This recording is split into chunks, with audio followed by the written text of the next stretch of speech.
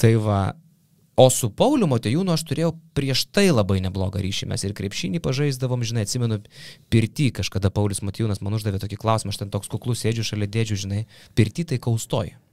Žalgirio treniruočių centre. Okay. Kaustoj, po rungtynių. Ten palošėm, pasitreniravom, žinai.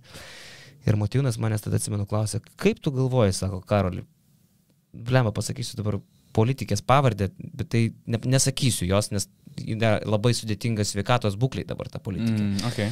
Bet jisai man sako, kaip tu galvoji, pas ją plaukai ant putikos žili ar garbanoti, kažką tokio, ar apsisioti, žinai, čia yra Algio Ramanausko senas bairis, žinai. Okay. Ir aš tada atsimenu, wow, tipo, žinai, tai man atrodo, kad mes buvom su Pauliu Motiejūnu pakankamai geram ryšį ir aš galvoju, kad aš jį netgi pažinau tą tokį, laisvesnį gerokai.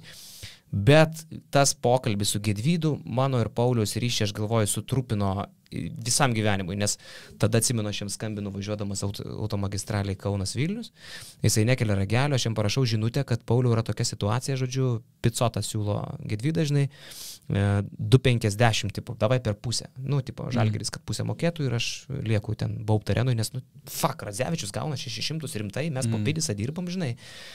Ir atsimenu, bet visą gyvenimą prisiminsiu, kad trumpa buvo Paulius, Radzevičiui pamainos irgi reikia. Okay. Viskas. Ir aš toks